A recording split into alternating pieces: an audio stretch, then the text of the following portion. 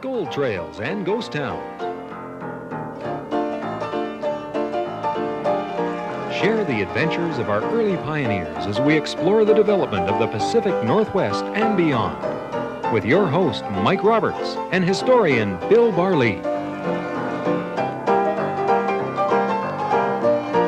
Welcome to Gold Trails and Ghost Towns. I'm Mike Roberts and Bill Barlee's here, and today we're actually doing something which we've avoided doing for all the years we've been doing the show, but today Barkerville gets its due.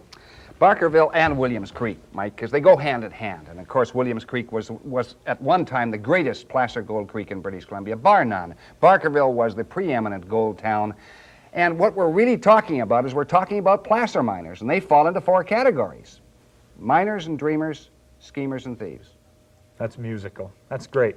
And we'll concentrate, I think, in the first two, the miners and the dreamers. And when we concentrate in the first two in that early part of the, mid part of the last century, really 1860s and 1870s, a lot of names come to mind. Names like Billy Barker, well known, the famous Cariboo Cameron. But other names, lesser known names, Vital LaForest and William Dutch Bill Dietz and Michael Burns and Ned Stout and hundreds and hundreds of names of fascinating characters who flooded into this area when gold was king in British Columbia. Okay. Barkerville, the Cariboo, Williams Creek, Richfield, all of those places. After we come back from this break, don't go away.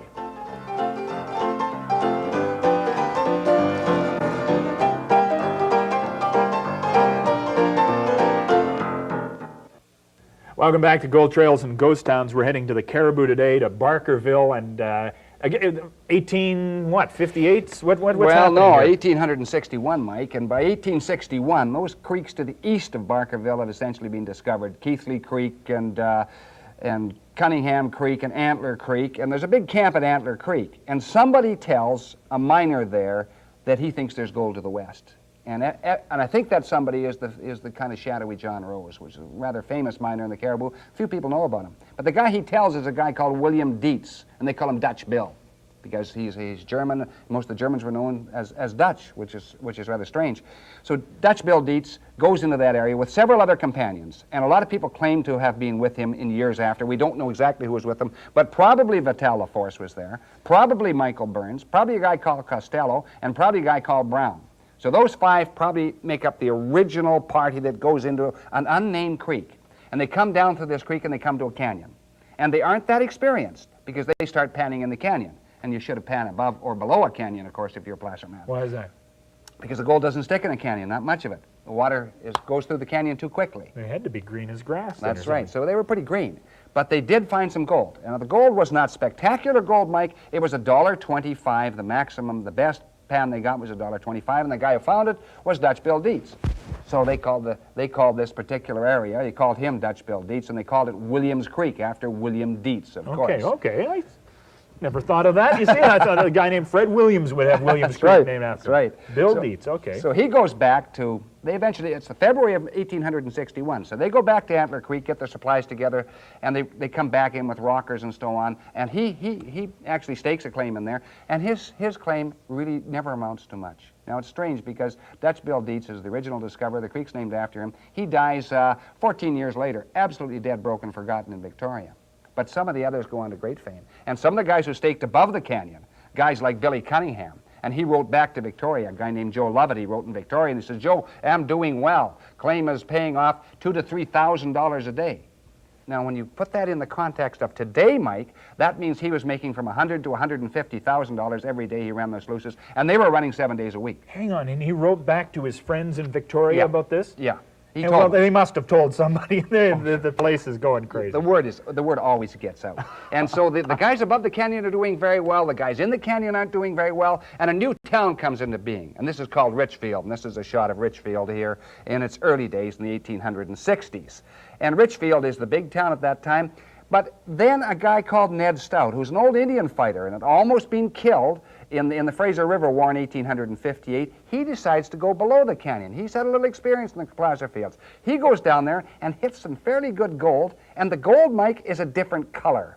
It's a bright gold. So he figures it's come from a different run, and maybe there's more gold down there, but he hasn't tapped bedrock, and that means you don't get on the lead until you tap bedrock. Get on the lead. That's right. Find the The gold deposits. That's Let's right. get on the lead. And he's talking around a saloon some night, and there's an old miner in there who's actually in his 30s, but he looks old, and his name is Billy Barker. And he's illiterate, he's an English seaman, and he's looking for a stake.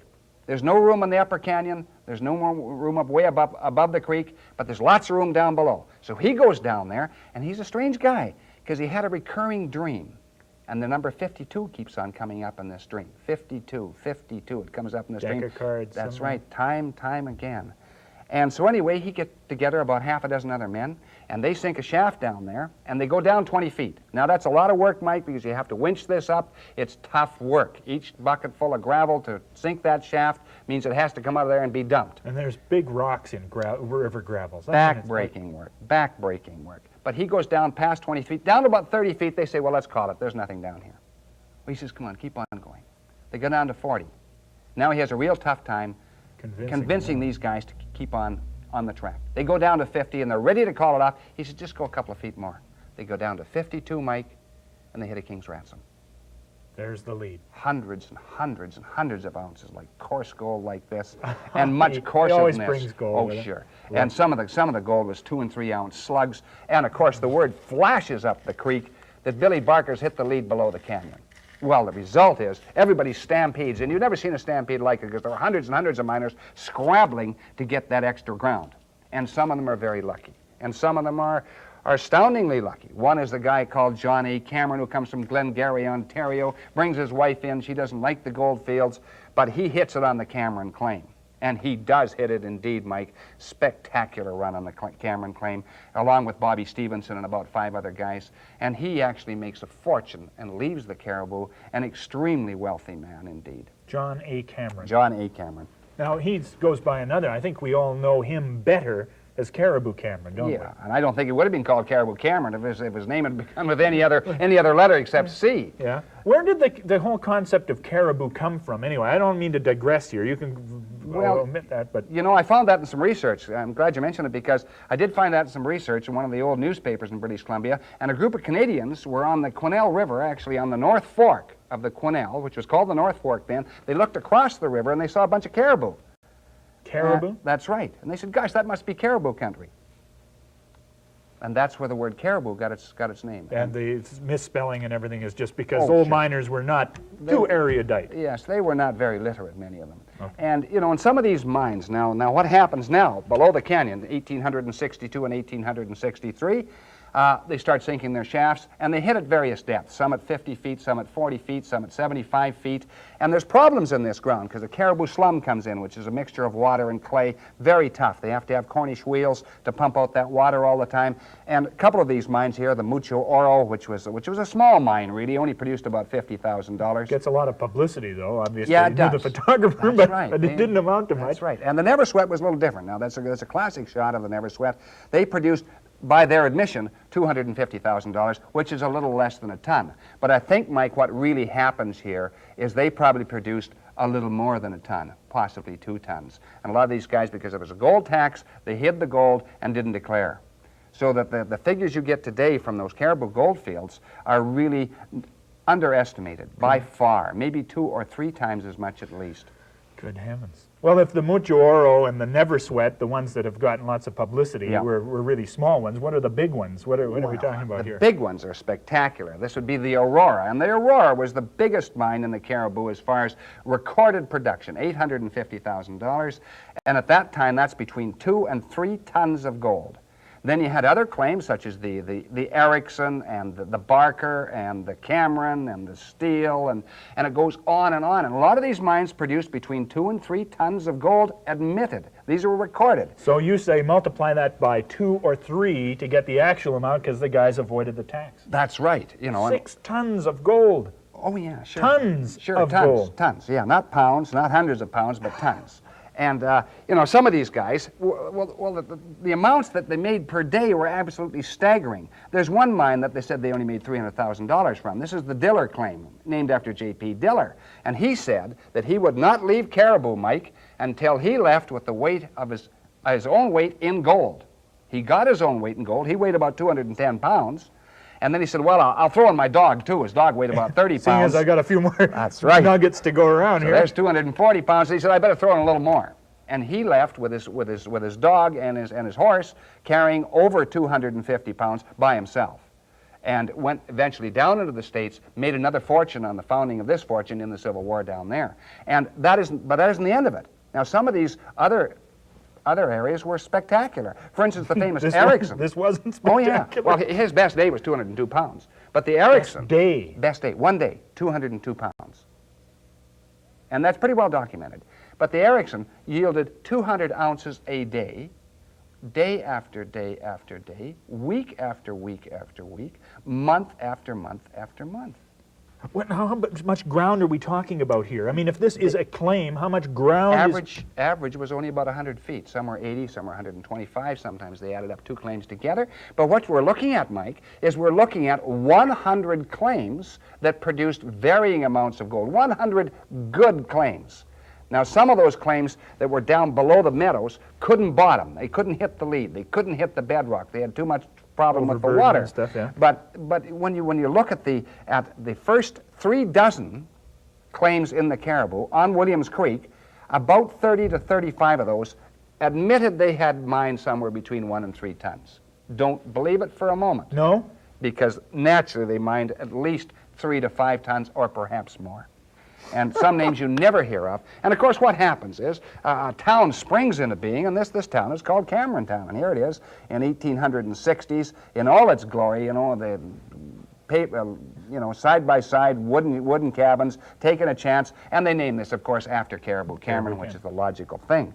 But then Cameron Town starts slipping, about 1867, and another town takes its place, and this is Barkerville, of course, named after Billy Barker. Just a little further down. That's right. And it's just up, actually. And so Barkerville comes into being, and it is really quite a spectacular town. Now, you've got a painting here. This is just a wonderful piece of work.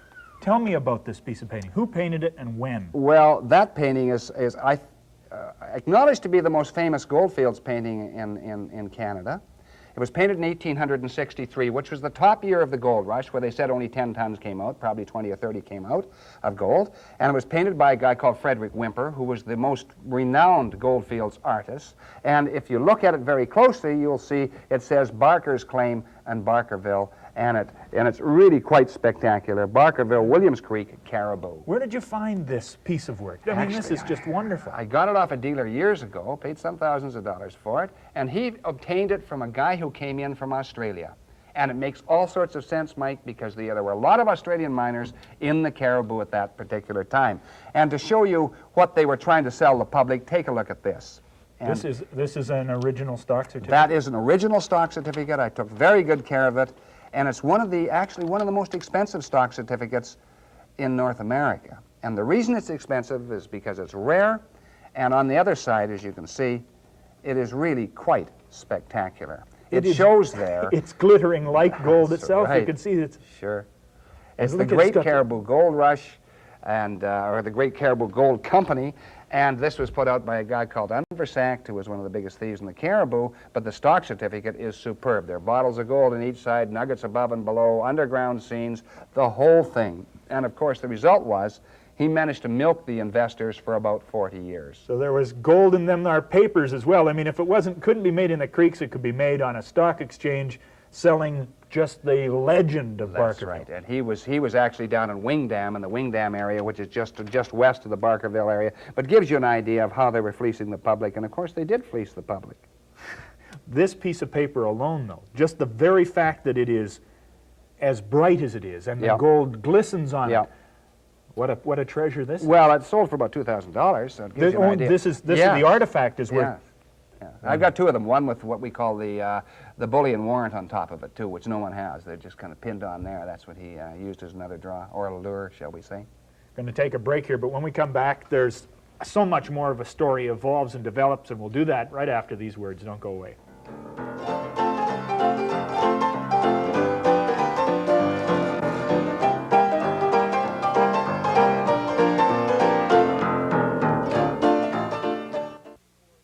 Around about 1863-64, Cameron Town fades, Barkerville comes on the scene. Yeah, Cameron Town really disappears by 1867, and Barkerville takes its place, and Barkerville is teeming with people. You know, there are still people who say that there's deeper ground, it's becoming more expensive, Mike. And you get a lot of characters in this town. You know, there's a famous saloon in the town called the Wake Up Jake. And they don't even know in Barkerville, it was named after an American miner whose name was Franklin. And he was called Wake Up Jake Franklin because they had a tough time waking this guy up in the morning. So Wake Up Jake is named after a guy named Franklin because he was hard to wake up. That's okay. right. Yeah. And Jack of Clubs Lake and Jack of Clubs Creek, that was named after a guy called William Giles, who adopted the nickname Jack of Clubs. He's in a high-stakes poker game, Mike, and he holds the 10 of clubs and the queen of clubs and the king of clubs and the ace of clubs. Now, that's a royal flush if he can get the jack. There are a whole bunch of cards left in the deck. You never draw to an inside. That's right. He draws, gets the jack of clubs, cleans up, gives him a great stake, and he calls himself Jack of Clubs. And they name the lake after him, and Sure. and I think there's a Jack of Clubs hotel up in Wells That's this very right. day. Yeah, named after him. And of course, there are a lot of other characters in town itself. There's a woman there who's probably the most famous owner of the hotel, and her hotel is the Hotel de Paris. And she actually owned a Hotel de Paris in Victoria as well, moves into the heart of the goldfields, brings in the German hurdy-gurdy girls, has the hurdy-gurdy girls dancing in her hotel, and that's all they were. They were only dancers, that's all. And she has high-stakes poker games, and these actually came out of her hotel, and they're very rare. There's some in Barkerville, and I've got the others. And that's a $1 chip, Mike, the plain one. And the other two, which are etched, hand-etched on ivory, there's a $25 chip and a $5 chip. These are on ivory. These are not that little, sort of composite No, not material. French ivory. No. This is actually ivory, and very, very rare indeed. I mean, I have hundreds of poker chips in my collection, but these are the three best. These are the three premier chips out of the collection. Those are And of gorgeous. course, you know, there were high-stakes poker games, and it was very interesting poker games because what happened in this area, both in Lightning Creek and in Barkerville, they had a peculiar habit. And a deck of cards was about $1 at that time, Mike. And if a guy was having a run of bad luck, he'd take that deck and throw it over his shoulder onto the floor. Say, dealer, bring me another deck.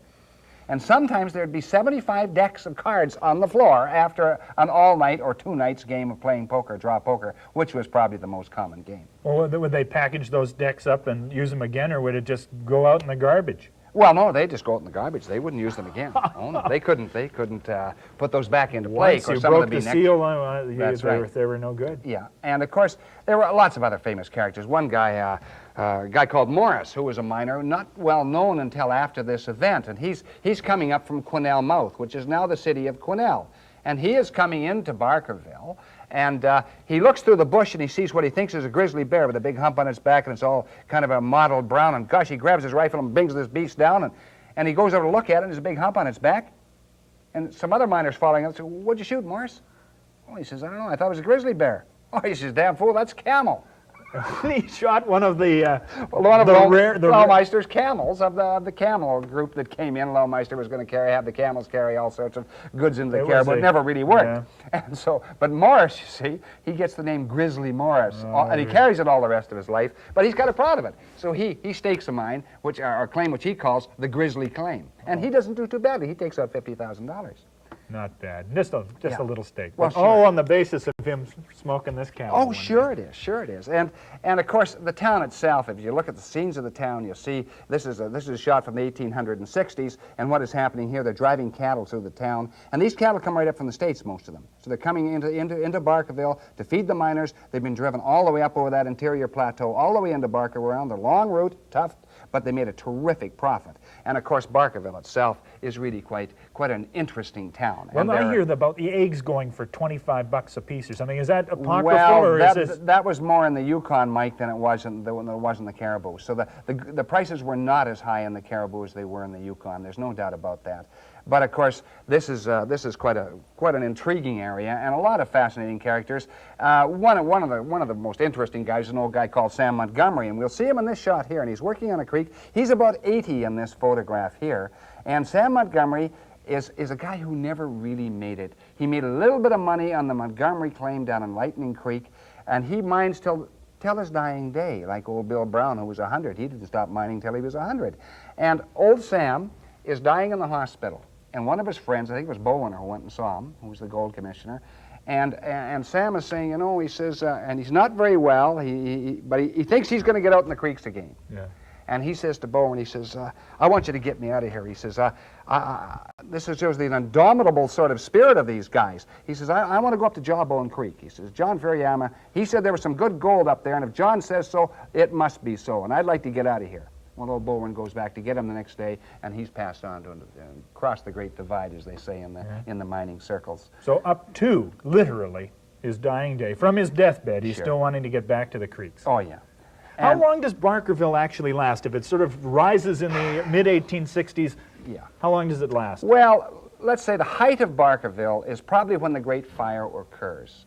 And the Great Fire occurs in September of 1868. And what happens is there's a girl ironing in Barry and Adler's saloon in Barkerville, and somebody comes and bothers her. She drops the iron, the curtains catch on fire, and the whole town, virtually all the town, goes up in flames. And the losses were spectacular, probably about $700,000 in goods. Over 100 buildings go down. Now, you hear that Barkerville housed 10,000 people, Mike. That's incorrect. The maximum Barkerville would have housed was somewhere between 3,000 and 4,000, and I'm probably being lenient on that. So certainly this has been an exaggeration which has been perpetrated by various writers who really haven't done their research on this. Because they called Barkerville what? The biggest city north of San Francisco and west of St. Louis. At that time, I can name probably a dozen other towns, Portland, Oregon, a whole bunch of towns in Montana, and other towns in Washington State that were far bigger than Barkerville was at its height. It was more hype. It was, you know, I mean, if you were going to Barkerville, this was just to hype it. But the fire, of course, was disastrous, and they were lucky, too, because they had 50 kegs of powder in the path of the fire, and they managed to move those out of the path of the fire. Otherwise, the whole town probably would have been flattened with 50 kegs of powder. Well, it was flattened, but I guess not with an explosion that rendered life and limb. No, about 2/3 of the town was gone, Mike. All the upper part of town and most of the central part of town, a little bit in the western part of town wasn't gone. And so they do rebuild Barkerville.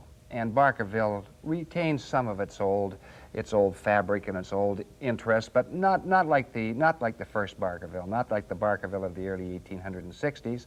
But what keeps miners there, Mike, is this: is that it's a very fascinating geological problem. And what is the problem is that in the meadows below Barkerville itself, and in the western part of Williams Creek, are what they call the deep ground. And the deep ground really means that they haven't bottomed or they haven't touched bedrock. And that's where almost all your gold is always in the gold fields as far as placer gold is concerned. So you had a number of companies, the John Bull and the Richfield and the Levin of England, and all these companies, some of them expended fortunes trying to tap that deep ground. Now we do know this, that they were unable to do it because their pumps couldn't keep up with the Cariboo slum. So that when the pumps couldn't keep up with the Cariboo slum, that slum would come in, and sometimes the miners were killed. And in fact, if you looked at the old records of the cemetery in Barkerville, most of those miners there lived till their 30s. A lot of them killed in accidents. Even the doctor died. I think his name was Wilkinson. He died at 35. So that 31, 34, 36, 38, common age of death in that particular area. And the interesting thing is, that ground is still there, Mike. That ground, the deep ground below Barkerville, has never been tapped, even by modern methods. And, of course, we don't know how much gold is there. The quantities must be magnificent. Well, if they were hauling 200 pounds of gold out of these places a day. Well, that's the rare occasion, but, you know, 200 ounces a day was quite commonplace in the early years. That you know it's there under the meadows, waiting for technology. That's right. Excellent, Bill. Thanks very much. You're welcome. Barkerville and the characters. Thanks for joining us. Bye-bye.